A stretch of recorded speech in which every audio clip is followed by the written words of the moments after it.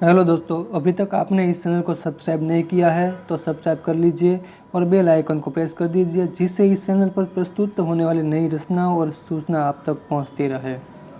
उत्तम लोक। भारद्वाज जी बोले, महर्षि, इस श्लोक में उत्तम लोक यानी प्रदेश सुना जाता है। मैं उस उत्तम लोक को जानना चाहता हूँ, आप उससे विषय में बतलाने की कृपा करें। भृगु जी ने कहा, उत्तर में हिमालय के पास सर्वगुण संपन्न पुण्यमय प्रदेश है, जो पुण्यदायक, क्षैम कारक और कमनीय है। वही उत्तम लोक कहा जाता है। वहाँ के मनुष्य पाप कर्म से रहित, पवित्र, अत्यंत निर्मल, लोभ मोह से शून्य तथा उपद्रव रहित है। वह प्रदेश स्वर्ग के समान है। वहाँ सात्विक शुभ गुण बताए गए हैं। वहाँ समय आने पर ही मृत्यु होती है, अकाल मृत्यु नहीं होती।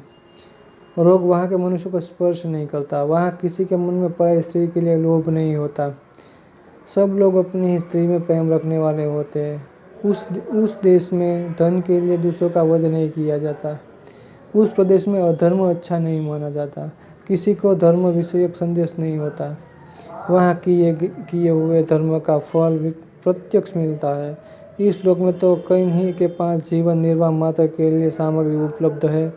कोई बड़े परिश्रम से जीविका चलाते हैं। यहाँ कुछ लोग धर्मपरायण हैं, कुछ लोग शठता करने वाले हैं। कोई सुखी है, कोई दुखी है, कोई धनवान है, कोई निर्धन। इस लोक में परिश्रम, भय, मोह और तीव्र शुद्धता का कष्ट प्राप्त होता है। मनुष्य को मन में धन में के लिए लोभ रहता है, जिसमें अज्ञानी पुरुष मोहित होते हैं।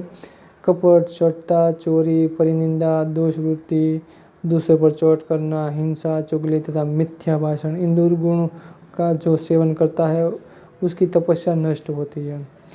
विद्वान इनका आचरण नहीं करता, उसकी तपस्या बढ़ती है। इस लोक में धर्म और अधर्म के संबंधी कर्म के लिए नाना प्रकार की चिंता करनी पड़ती है।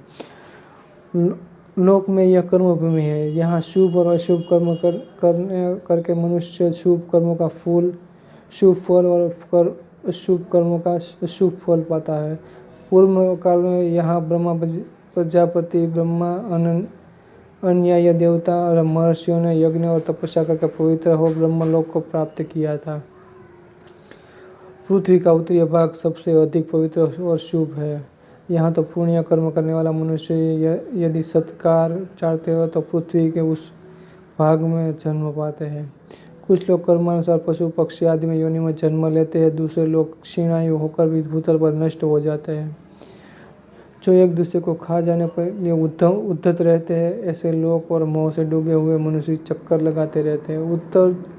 उत्तर दिशा को नहीं जाते और गुरुजनों की सेवा करते और इंद्रिय संयोग पूर्वक ब्रह्मचर्य को पालने में तत्पर होते हैं। वे मनीषी पुरुष संपूर्ण लोगों का मार्ग जानते हैं।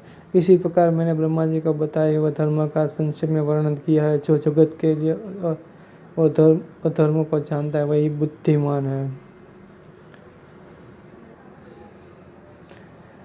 भरद्वाज जी ने कहा, तपोधन, पुरुष के शरीर में अध्यात्म नाम से जिस वस्तु का चिंतन किया जाता है वह अध्यात्म क्या है और कैसा है, वह मुझे बताइए।